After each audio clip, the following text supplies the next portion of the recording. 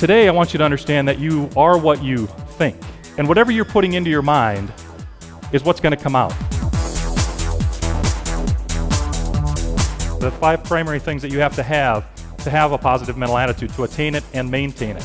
One person took all of his strength away thinking negative thoughts. 1,200 people should have made him pee his pants. That exact moment in time, you were in the first stage of growth. You were down here where you didn't know you didn't know. When you move through that stage, you look back, you're stronger, you're more confident, you feel better about yourself. You've got to grow through those stages. If you're in the game, you're in the game.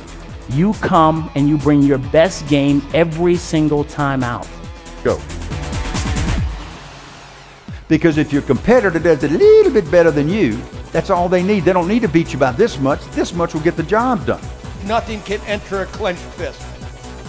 If you want to receive in life, you must first learn how to give, because truly whatever goes out of your hand comes back to your hand, because you know it, because you said it when I started this talk. What did you say? Whatever goes around, postscript to the Mildred story. What you do for a living, internal to your organization, external to your organization, you are in the transportation business. And that's going to be the title of my presentation today, the 5 powers of leadership, with an emphasis really on change and transition. How many of us told our children the first time they took that step and they fell, when they fell, we said, no, stay down, I told you this walking stuff is tough. We decide all the time how we're going to react to things. In this talk, it's all about attitude. It's about you deciding every day, all day, how things are going to affect you. We all have a genetic background, we all have a learned behavior, and we're all dealing with a certain type of environment. But the pro actors recognize it, acknowledge it, and then do something about it. Because you take people from where they are to where they want to be. You know, there's a saying down in Arkansas, there's no shame in being poor. There is shame in having poor ways. Being thankful, it's life-changing, isn't it? Your greatest victories are ahead of you. And that's why you're here. But where does that personal growth come from if I'm not hearing those things where I don't get it right? Don't ask those questions if you don't want to hear the answer. You know, you have to be brave to talk like that, to be willing to admit to others that you are good at what you do, to admit to yourself that you're good at what you do.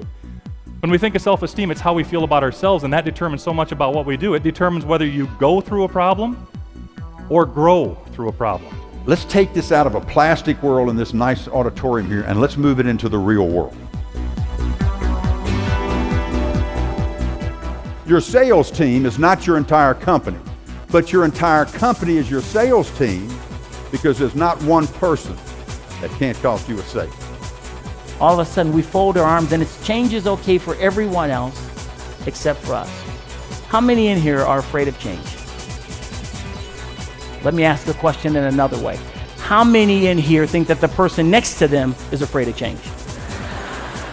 And this little voice in the back of my head, my conscience would say, you're someone, why don't you? But it energizes me. It makes me want to go to work in the morning. I'm on my feet 9 hours every day. I go home dead tired, but I can't wait to get back to my people in the morning. That's what he called us, his people. These people want to know where they fit into change. Every talk you hear today is going to be about general growth for us as people. We specifically did this because we don't want people to come in here and get sales trained or customer service trained or volunteer trained or whatever, because if we're better people, we're going to be better at all of those things.